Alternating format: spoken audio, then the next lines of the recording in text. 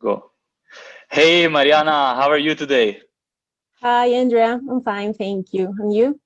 I'm great, thank you. And thank you so much for joining the call. Today, we're very happy to have you here with us on Virtual Piazza. For people that don't know, Mariana Martinez is an artist that recently joined the Virtual Piazza. She's putting out fantastic artworks. Today, we had her second NFT for Virtual Piazza posted on OpenSeas. The artwork is called Eternal, so go check it out. Mariana, as I was saying, it's fantastic to have you here, and I'm sure that a lot of people would like to get to know more about your background, how you got into art, what art means for you, and so on. Because Yeah. yeah, you're great, and I also know you've been traveling a bit, so that's awesome. Uh, so Mariana, I would like to start with a little bit of introduction about you. So you are originally from Mexico, right? Yes, yes. I was born in Mexico, but I've been living in another country also. But most of my life, I've been here in Mexico. And that's awesome. We see that the artistic scene in Latin America and South and Central America is really developing. Also, when it comes to NFTs, digital artworks, and so on. That's awesome. So you were living in Mexico. You were mentioning also that you lived in other places. You're now based, we could say, in Buenos Aires, right, in Argentina. Yeah, well, I was actually living in Buenos Aires before all the pandemic. I was living there, and then I think it was just like right the month that all started, I came to Mexico, like to visit my family. And now I'm still here because I'm not able to travel to Yes. Argentina. But yes, I was living there for 5 years. Wow, that's great. And I mean, Buenos Aires, it's considered, by a lot of people, a bit of a cultural capital in a sense Yeah. for Latin America. So I know there is a lot of stuff happening. What were you doing in Buenos Aires? Well, I was studying. In 2013, I know 13, yeah, 13, 14, I was accepted to study a master degree. I study a master degree in technology and aesthetics of electronic arts. Wow. And then I went to Buenos Aires, and I love the city. I love the people, the culture, and also all the artistic options and offers that they have. And I stayed there And until now. actually, until now, Until as long now. as you could. Yeah. Yeah. Then I mean, COVID-19 pandemic just derails all the plans Yes. for so many people. Honestly, Yes. that's terrible, terrible, terrible. But well, we got to deal with that, unfortunately. Um, and you mentioned two interesting things, Mariana. So you were studying art, Yeah. right? I was studying art. Which is great. That's I mean that's what we see with most of the artists we work with on Virtual Piazza, but it's definitely not a given, I would say. And the second interesting thing is what you were studying. So you really went Yeah. into technology and art. Yes. Wow. Tell us a little bit about that. I think it's just extremely interesting. How come this choice? What like Yeah. how were the studies and so on? Well, since I was little, I was always interested in art. And I remember that when I was a little kid, I used to ask my mom, where can I study to be? Here in Mexico, we have a word that it's called cholo. It's like a street guy that paints in the walls and that. And I asked her, where can I study to for be a cholo? And then since that moment, I think I always was involved in some artistic activity. And then when I decided to like what I was going to study, then I decided to study art because I really didn't was interested in any other area. And well, I started to study a bachelor. Do you say bachelor or Hmm. bachelor? Yeah, uh, bachelor's. bachelor degree in visual arts, and it was good. My career was very theoretical, and I was feeling that I was needing more practice because, as I told you, my career was more theoretical. A lot of Right. reading, a lot of philosophy, and we were doing art, but not like very punctual. And then I decided that I wanted to study something else, more practice. And actually, I was also thinking, or I was with the idea to work in theater. Oh, So I was hoping to study something related to scenography or something. And when I finished my career, I was looking for some master degree, and a teacher that I had during my career, he told me about this master degree that now I have studied. But I really didn't I really didn't care about it. I didn't think a lot of it. But during that time, when I was thinking what to do, I was just looking for information. I found the university that it's called the Universidad Nacional de 3 de Febrero. And I really loved the program because I was always trying to create art that can be dynamic, that can be in some kind of words alive. And I found like all the description, all the program, and I really loved it. And I applied. At the beginning, I applied only for fun. I didn't wasn't expecting anything.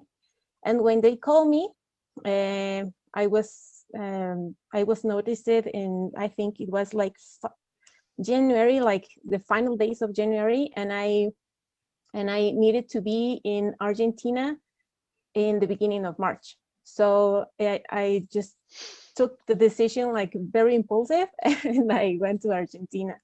wow. And I really loved the master degree. Uh, my way to explain it for all the people that always ask me what it is or whatever, I told them So that actually, Mariana, could you tell us what's yeah, the official title of your degree? Because I think that uh, that explains a little bit. yeah, it's too long. It's a master degree in technology and aesthetics of electronic arts. Wow. Wow. Yeah. That sounds like a lot. Yeah. Well, so basically, it's like engineer. It's like an engineering. You learn to program, coding, robotics. You learn electronics, analog, digital, um, a lot of stuff in like 2 years, and it's all that kind of stuff, like very technical, but applied to develop art. So it really helped me because I was looking always to create this art with life. And thanks to the master degree, I learned how to, I don't know, use sensors to code something, to respond when you, I don't know, when you clap, and then that respond, or to sound, or to water, or whatever. And yeah, and I really liked it. Wow. Wow. I mean, that's a lot. That's like Yeah. literally, it's actually, I think for a lot of people, they tend to think that art or artists, they're artistic people. They don't really want to deal with technology Yeah. that much, and this the maths and robotics and whatnot. So it's Yeah. very interesting that you could couple these two things together and make them come together. I mean, that was what the program was about, Yes. as I It understand. was a little bit hard, difficult at the beginning, because obviously I came from a not logical way of think. And Okay. then to be introduced to all these numbers and all this process, it was hard at the beginning, but then it was like, oh, now I want to do, I don't know, something Okay. that reacts to breathe. And then I was able to do that. And yeah. Well. Well, congrats then on making it through. I don't think I will be able to. So yes, kudos to you. Mariana, like, so does that mean, do I understand you correctly, that before your master's degree, you were not working, let's say, in with digital art? No, So really, that was the beginning, and through a how long was the master? Like 5 years, more or it less. was 2 years, Yeah. but I wrote my thesis in I think 2 years also. Okay. But because of a lot of things, I graduated last year. Right. In, Okay. Okay. Well, but let's say you have this 5 years, right? More or less, yes, of of practice. And so yes, thinking back, especially coming to digital art, a lot of people, they just teach themselves how to use, let's say, Blender, and yeah, how to make art. I guess, and that's a recurring topic that we mentioned on Virtual Piazza. This feeling, this inner longing for art and creativity that yes, artists seem to have. That's a common theme, that people at some point realize that they need to express themselves, and they yes. cannot keep that inside. Uh, how do you feel about getting a proper, let's say, formal education in art? Does that give you an advantage over people that are just self-taught? And with advantage, I don't mean necessarily from a commercial perspective, right? But Yeah. how do you see it? Well, I don't think that there is an advantage, because if you want to do art, you just do art, and because you kind of feel it. I'm also not telling you that it's a cathartic way. I don't really believe in the catharsis, uh, but if you want to be an artist, and if you want to be involved, you don't necessarily need to go to a school or something, because you can learn by yourself. But also you need to be conscious that to learn art, it's to learn about everything. I mean, about the movements, about I don't know, the concepts, about everything. And I think that an art school works for that, because they teach you that kind of stuff. And and yeah, I I I really I'm really happy with the choices that I did about studying first bachelor degree and then the master degree, because I, I want to like really really live fully from art. So those options, or those ways helped me to like understand everything, and to see the a lot of options that I have. And also, one of the things I really think that they're very useful are like the theoretical part. Because, for example, if you want to be part of a really big exhibition, I don't know, like a biennale or something, you need to have like a really good background, and also you need to have like a really good artist statement to to do that. So yeah, I don't know. Yeah, definitely. And I mean, when it comes to an artist statement, we definitely see that very strongly with you. I think that comes also from the years of exploration you've had through school, through university, and in fact, in each of your work, I really feel that you put a lot of effort in investigating, to learn about everything, as you were saying, to learn Yeah. artists, learn about everything. So trying to understand how all things interact, how they're connected, the emotions, feelings, right? Yes. Yeah, that's actually one of the biggest parts of my work, because I I'm always like looking for create an experience that can be sensitive, that you can connect yourself with yourself through sensations. And for me, that's like the big thing that moves everything of my work. How I can create this kind of experiences, visual or physical, to generate this feeling, this sensation. For example, I'm gonna put you an example, like for what I mean. Yeah, sure. When you're listening to I don't know, your favorite music, and you really feel it, you really feel the music, you close your eyes and you can feel everything inside you. Then that sensation is like what I'm always trying to reach out. That's what I'm always looking for in my work. Yeah.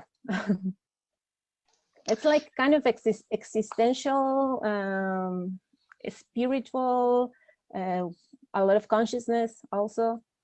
Mm, yeah. And also, I see that you try to look for maybe it's a bit philosophical. I don't wanna make our viewers bored. But you try to look for universal themes, right? Yes. For something. For example, your latest work is called Eternal, Yeah. and has this eternal universal concept. Yeah. Could you maybe describe that a little bit? As an example of what we are just talking about. Yeah. Well, I was when I create this particular piece, I was listening to a music, and I was like really feeling the sound, feeling everything. And I was like in that moment, I was conscious about how I was trying in that consciousness, being conscious about what I was feeling. And I was feeling that I was going deep, that I was going like really inside of what I was feeling, and that feeling never ends, and that was eternal.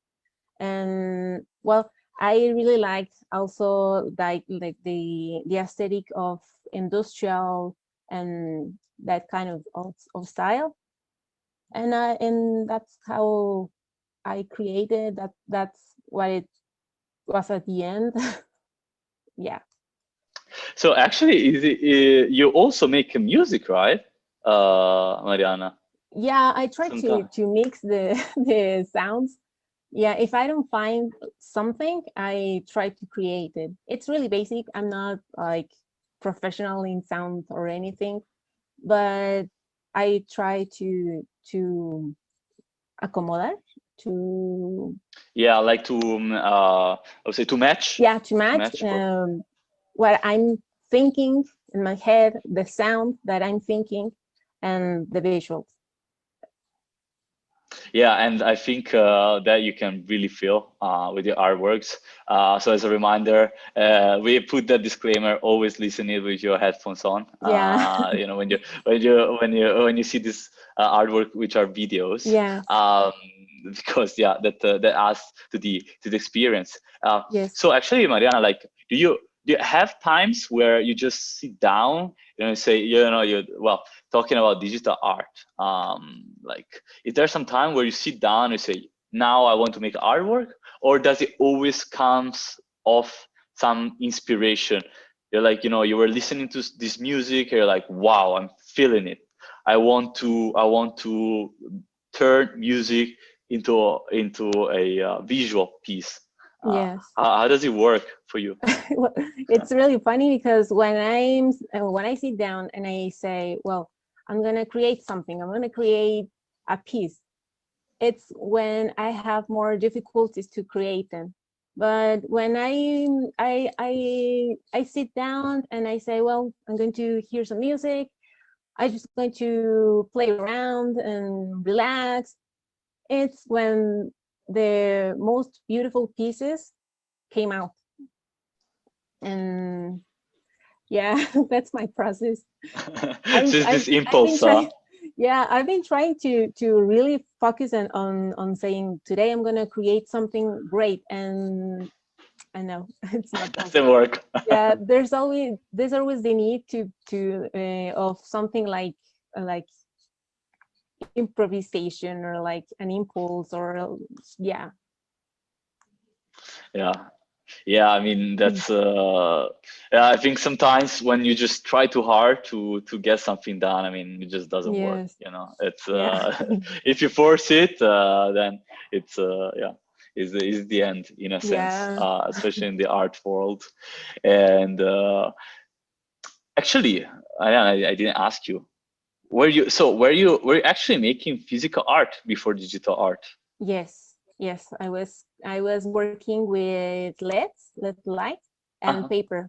At the beginning, when I before the master degree, I was working with installations, and Oh, my main material was paper, like paper cut. Then when I started the master degree, I loved the circuits, LED circuits that responds to something, as I told you, like sensors. And I added my signature with a paper cut.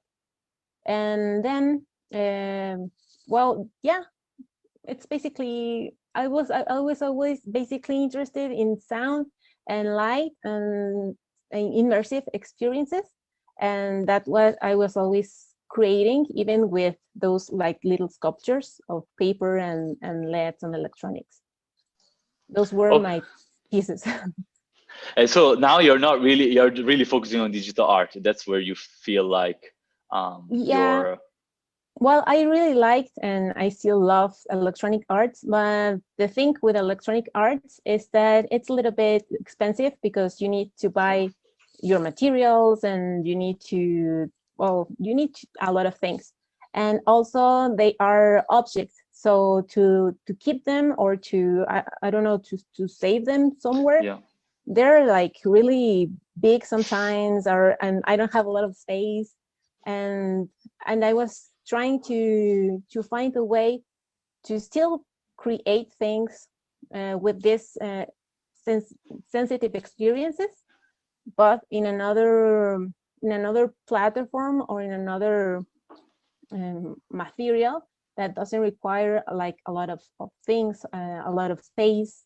And that's what I started to create digital art. Well, and luckily for us, now we have NFTs, so that's Yeah. it's such Yeah. just makes it so much easier, really, to trade, to move around, swaps, Yes. artworks. So that's huge, right? And luckily, a lot of artists can make a living of that. Um, Yeah, let's hope so. that's really good. Yes, and by the way, honestly, Mariana, must say it's very refreshing. Also, like something I was wondering about. It's refreshing to see that a lot of women are coming more, let's say, to the scene with digital art as well. I Yes. mean, unfortunately, the art world has always been well, or at least has been told as a male, almost male only world. So it's great to see this the balance coming in again, the gender Yes. balance coming in. Yes.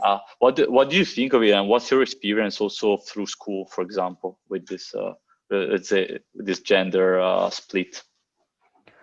Well, I think that I never really look or like really, I don't know. I don't really notice it, honestly, because I was like always focusing on how to improve my work. So I didn't really care about if there was a lot of men students or women students, because I was like always like focusing on the product, right? Or the art piece. But when I was in Argentina and I studied a master degree, there were a lot of women, even than men. And also right now, well, in all this digital world in Argentina, also there are a lot of women that are leading these worlds there. For example, I think that one of the I don't know if she is like a coordinator. I don't really know, but one of the personals of or the personal of Unreal Engine, It's a girl from Hmm. Argentina, and she represents like all the division of Latin America for Unreal Engine. And there's also like the first artists in Argentina that are working with NFTs.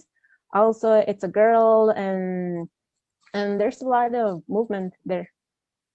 Yeah, yeah. In this space, in the digital space, or let's say digital related space, exactly with Unreal Engine, for example. Yeah, luckily it's changing, and ultimately, I think, I mean, it's just good, you know, more people doing art. There is more art to see, to enjoy. Yeah, So like, it just benefits yes, everyone. So you know, it's just yes, amazing. yes. I think we are Uh, living in a area in a time that really the distinction between men and women or this gender uh, limits there are like really disappearing. Yeah, they're becoming less yeah, and less. Yes, luckily. So still a lot of work to do, but yeah, yes. slowly but steadily we get there. So you know, we have to keep going. Uh, Also, Mariana, I think yeah, we had a good chat. Um, Go follow Mariana. Yes. We can find you on Instagram and On Instagram Twitter. and Twitter, and also, well, if you speak Spanish or if anyone in the audience speaks Spanish, I do Blender tutorials if anyone wants Yeah, to of learn course, how to create and something. that's great. We will. Yeah, you have your YouTube channel, right? Yeah, I have a YouTube channel with tutorials for like basic people that are starting with Blender and 3D. That's awesome. Then, yeah, we will make sure to have all of these in the description. And of course, you can also find Mariana on Virtual Piazza. So if you would like to purchase her amazing works or just to have a look, why not? Come on Virtual Piazza, virtualpiazza.org, and on our Instagram and social media channels.